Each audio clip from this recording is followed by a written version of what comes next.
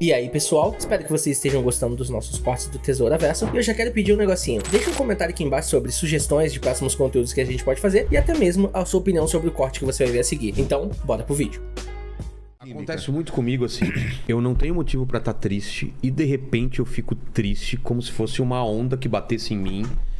E eu fico tentando entender por que eu tô triste, sendo que eu não tenho motivo pra estar triste. Fica vindo umas ideias, mas também tem aquilo lá. E aí eu começo a falar, peraí. Aí eu começo a elencar mentalmente todas as coisas boas que estão na minha vida e que estão acontecendo. E não faz sentido essas coisas ficarem invadindo a minha cabeça e me colocando pra baixo. Mas isso é uma briga constante que eu tenho. De tempos em tempos eu tenho que falar, por que tá... Porque a Bíblia diz, a nossa luta não é contra a carne e o sangue, mas contra principados e potestades das regiões celestiais. Agora, pro Harari, isso não existe. Por quê? Porque ele acha que o homem é um bolo de carne. Ele é simplesmente um resultado da evolução. Ah, tá.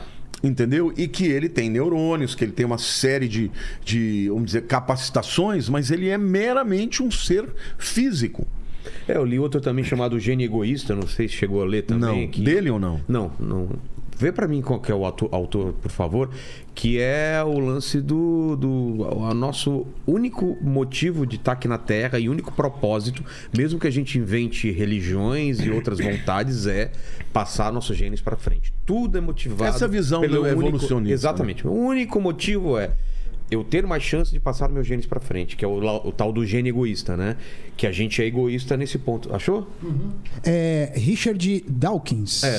Richard Dawkins é o papa, né? É o cara que mais defende o ateísmo. Exato. Ele, inclusive, é o cara que defende, né? Que cristianismo é um... Ele escreveu também, né... God Delusion, né? A ilusão de... Como que é? Vê o outro nome. God Delusion é a loucura de Deus. Acho que não é isso. Não é. Não sei a tradução, vê como ficou traduzido o outro livro dele. Isso aí eu não li ainda. Deus, uma ilusão? Deus... alguma coisa assim, né? Que eu li em inglês, né? Tá. Então... Achou? Tô procurando aqui. Pera um pouquinho. Tá. Ou seja, esses camaradas, eles acreditam que, na verdade, nós estamos na iminência de começar uma nova era. O Nietzsche, olha que coisa, que maluquice, né? O Nietzsche era filho de pastor. Foi um cara que, durante seus primeiros anos... Achou? É o Deus um delírio. O delírio, a palavra que eu ia falar. Falei ilusão, né? Delírio. Delírio. Eu falei loucura, né? Que delusion é loucura. Esse livro, ele fala o quê? Que ele Deus fala que, na verdade, que Deus é uma invenção do homem. Que o homem... Que nós criamos Deus e não Deus criamos nós. Exatamente. O Nietzsche, ele falou uma outra coisa. O Nietzsche, ele falou que, na verdade, Deus está morto e quem matou fomos nós. Foi a sociedade ocidental. E ele... Em que ponto? Ele tem uma parábola que é chamada do homem louco. Diz que chega um camarada no meio de uma praça e começa a gritar: Deus está morto, Deus está morto, Deus está morto, Deus está morto. E as pessoas que olham para ele falam: como assim? Ele fala: Deus está morto e nós o matamos. E aí depois ele vai para uma igreja e fala: vocês estão vendo? Isso aqui é tudo um mausoléu, isso aqui está todo mundo morto.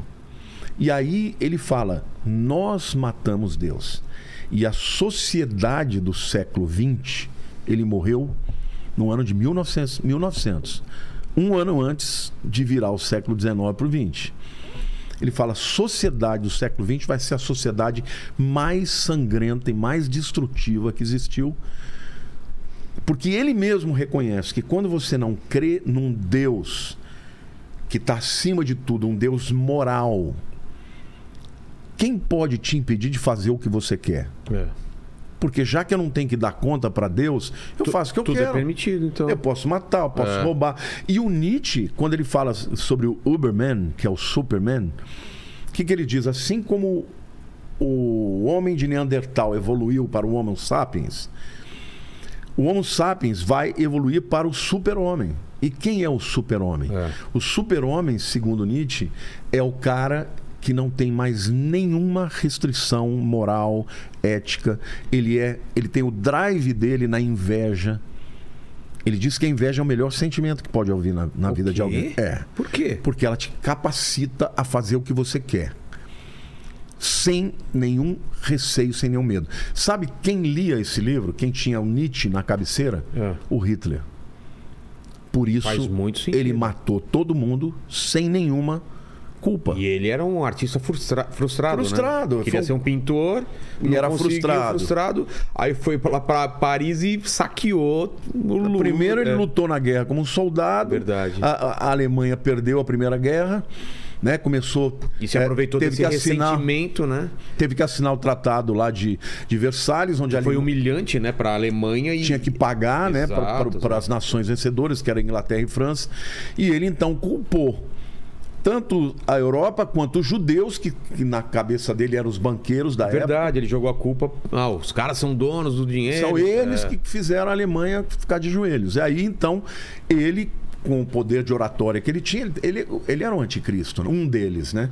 Endemoniado totalmente, porque ele tinha uma oratória espetacular e tal. Para fazer tantas pessoas seguirem ele, tudo bem, o contexto era esse, de ressentimento, crise e tudo mais, mas ele devia ser muito bom de oratória. A Alemanha estava destruída, na fome, estavam todos ali desempregados. E aí ele falou, eu não vou pagar mais o Tratado de Versalhes, e ele começou a acreditar que ele poderia tirar os inimigos dele da frente sem nenhuma ética. Ele falou, eu vou criar um Estado de 1000 anos de paz, mas debaixo do meu poder. Baseado nesse Uberman. O Nietzsche era raça ariana, né? Ariana, superior, e que não tinha restrições éticas nem morais para ele conseguir o que ele queria. Os meios, os fins justificavam os meios, né? Exatamente. Então você vê que o homem começa a evoluir para questionar a moral, a ética.